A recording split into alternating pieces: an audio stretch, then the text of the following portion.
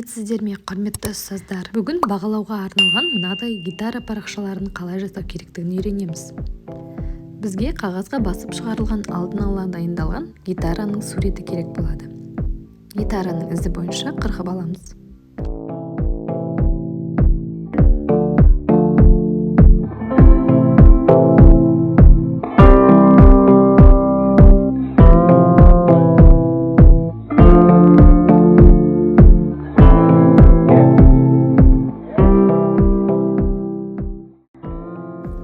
Тиегін қырқан кезде ақ сызықтың бойымен ғана қызыл сызыққа өтпестен кесеміз.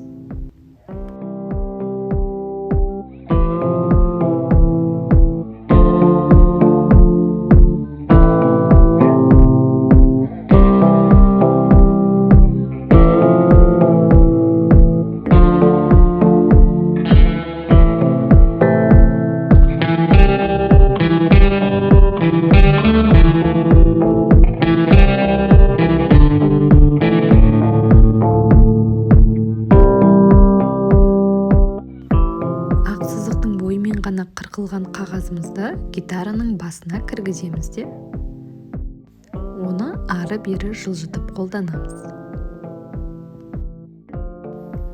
Мұны әр оқушыға жеке-жеке берсеңіз де болады, немесе топқа бір-біреуден беруге де болады.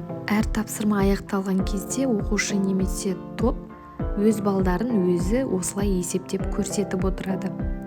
Жиынтық жалпы тапсырмалар бойынша алған балын мына гитараның астындағы ақ сызыққа жалпы балын жазып қоюына болады. Көріп тұрғандарыңыздай жасаудың еш қиындығы жоқ.